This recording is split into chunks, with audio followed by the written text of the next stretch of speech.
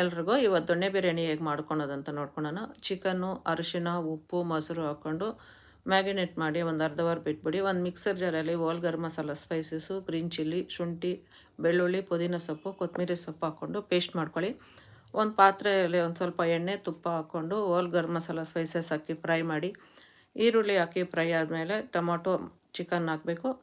Chicken ಒಂದು ಸ್ವಲ್ಪ ಹೊತ್ತು ಫ್ರೈ ಆದಮೇಲೆ ಧನಿಯಾ ಪುಡಿ, ಗರಂ ಮಸಾಲ ಹಾಕಿ ಒಂದು ಸ್ವಲ್ಪ ಉಪ್ಪು ಹಾಕ್ಕೊಂಡು ಇವಾಗ ರುಬ್ಬಿರೋ ಪೇಸ್ಟ್ ಹಾಕ್ಕೊಳ್ಳೋಣ.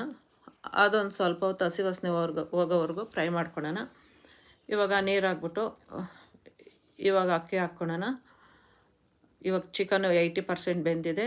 ಅಕ್ಕಿ ಹಾಕ್ಬಿಟ್ಟು ಒಂದು ಅರ್ಧ ಬೆಂದಮೇಲೆ ದಮ್ಮಿಗೆ ಬಿಟ್ಬಿಡೋಣ. ಇದೇ ಮೆಜರ್ಮೆಂಟಲ್ಲಿ ನೀವು ಟ್ರೈ ಮಾಡಿ ನೋಡಿ ಹೇಗಿದೆ ಅಂತ ನನಗೆ ಕಮೆಂಟ್ ಮಾಡಿ. ಯಾರನ್ನ ಹೊಸಬ್ರು ನನ್ನ ಚಾನಲ್ ನೋಡೋಂಗಿದ್ರೆ ನಂಗೆ ಸಬ್ಸ್ಕ್ರೈಬ್ ಮಾಡಿ ಪ್ಲೀಸ್.